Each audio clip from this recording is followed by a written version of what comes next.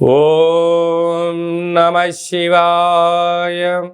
ఓం నమో నారాయణాయ. ఓం శ్రీ స్వర్ణాకర్షణ కాల భైరవాయ నమో నమః. ఓం ఒటుక కాల భైరవాయ నమో నమః. హరి ఓం.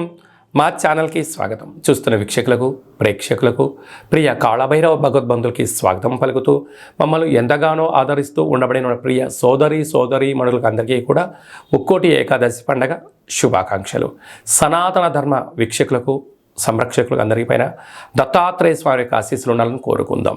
అలాగనే మార్గశీర్ష మాసం అనగానే శ్రీ వళ్ళీ దేవసేన సుబ్రహ్మణ్యేశ్వర స్వామి యొక్క జయంతి, కాళభైరవ జయంతి, దత్తాత్రేయ జయంతి సందర్భంగా మనమందరము ఎలాంటి విధి విధానాలు పాటించాలో సవివరంగా సంపూర్ణంగా తెలుసుకుందాం. 16వ తారీఖు 12వ నెల 2023 నుండి 31/12/2023 వరకు పుట్టినటువంటి వారికి ముందస్తుగా జన్మదిన శుభాకాంక్షలు. గతంలో వివాహం చేసుకున్న వారికి వివాహ వార్షికోత్సవ శుభాకాంక్షలు. ఈ 16వ తారీఖు నుండి 31వ తారీఖు వరకు ద్వాదశ రాశుల్లో గ్రహ గమనాలను అనుసరిస్తూ ఎలా ఉండబోతుందో సవివరంగా సంపూర్ణంగా తెలుసుకుందాం. మేషరాశిలో గురు సంచార స్థితి, కన్యరాశిలో కేతు సంచార స్థితి, తులారాశిలో శుక్రుడు స్వక్షేత్ర సంచార స్థితి, వృశ్చిక రాశిలో కుజుడు స్వక్షేత్ర సంచార స్థితి, ధనుసు రాశిలో రవి బుధ సంచార స్థితితో బుధాదిత్య రాజయోగంతో ప్రయాణం అవ్వడం, కుంభరాశిలో శనేశ్వర స్వామి స్వక్షేత్ర సంచార స్థితి, మీనరాశిలో రాహు సంచార స్థితితో ద్వాదశ రాశుల్లో గ్రహ గమనాలు ఈ విధంగా ఉన్నాయి. ఇక్కడ విశేషంగా శుక్రుడు స్వక్షేత్రకారకుడు, కుజుడు స్వక్షేత్రకారకుడు, శనేశ్వర స్వామి వారు స్వక్షేత్రకారకుడు. విశేషమైనటువంటి 3 గ్రహాలు స్వక్షేత్రంగా ఉన్నప్పుడు ఎలాంటి ఉపయోగాలు ఉంటాయో సవివరంగా సంపూర్ణంగా తెలుసుకుందాం. వృశ్చిక రాశి వారు ఈ కాళభైరవాష్టమి సందర్భంగా ఎలాంటి విధి విధానాలు పాటించాలో సవివరంగా సంపూర్ణంగా తెలుసుకుందాం.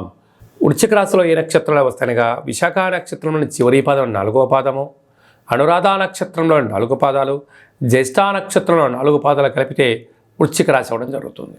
అలాగనే చాలామందికి పుట్టినటువంటి కాల సమయంలో డేటా ఆఫ్ బర్త్లు లేనటువంటి ఏకైక కారణం చేత పేరు యొక్క మొదటి అక్షరాన్ని అనుసరిస్తూ రాశిని తెలుసుకుని ప్రయత్నం చేద్దాం. అవి ఏ అక్షరం సరే పరిశీలన చేద్దాం. తో, నా, నీ, ను, నే, నో, యా, ఈ, యు అక్షరాల వారందరూ కూడా వృశ్చిక రాశి జాతకులే. వృశ్చిక రాశి యొక్క అధిపతి కుజుడు. వృశ్చిక రాశిలోని కుజుడు స్వక్షేత్రంగా సంచారం చేయడం వలన అద్భుతమైన ఐశ్వర్యవంతమైన జీవనం పొందాలి అని మీ కోరిక నెరవేరబోతుంది.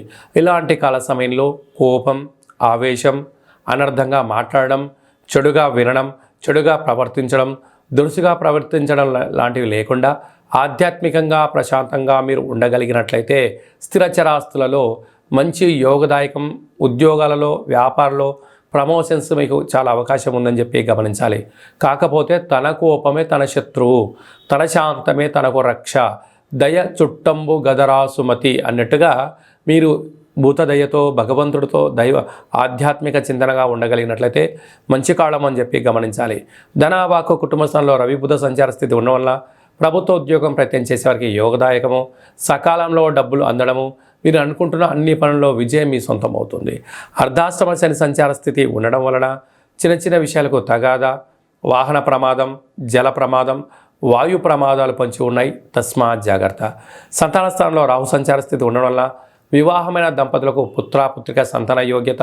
6వ స్థానంలో గురు సంచార స్థితి ఉండడం వల్ల నిత్యము రుణభయం, రోగభయం, శత్రుభయం, మనోవేదనకు గురయ్యే పరిస్థితి ఉంటుంది. దీనికి యోగా, ఆసనం, మెడిటేషన్ చాలా అవసరం అని చెప్పి గుర్తుపెట్టుకోవాలి. లాభస్థానంలో కేతు సంచార స్థితి ఉండడం వల్ల మీ యొక్క ఆలోచన విధానము మీ ధర్మబద్ధంగా ఉన్నప్పుడు, ఆధ్యాత్మికంగా ఉన్నప్పుడు అద్భుతమైన ధనం మీ సొంతం కాబోతుంది. వ్యయంలో శుక్ర సంచార స్థితి ఉండడం వల్ల బంగారు ఆభరణాలు, నూతన వస్త్రాలు, విలాసవంతమైన జీవనాన్ని పొందాలని మీ కోరిక మంచిదే. కాకపోతే దానికోసము గొప్పలకు వెళ్ళి డబ్బులు ఖర్చు పెట్టుకోకుండా దాన్ని కొద్దిపాటిగా ఖర్చులను తగ్గించుకోగలిగినట్లయితే ధనం మూలం ఇదం జగత్ అన్నట్టుగా ధనపరమైనటువంటి కుబేర సంపన్నులు మీరే అవుతారని చెప్పి గుర్తుపెట్టుకోగలగాలి.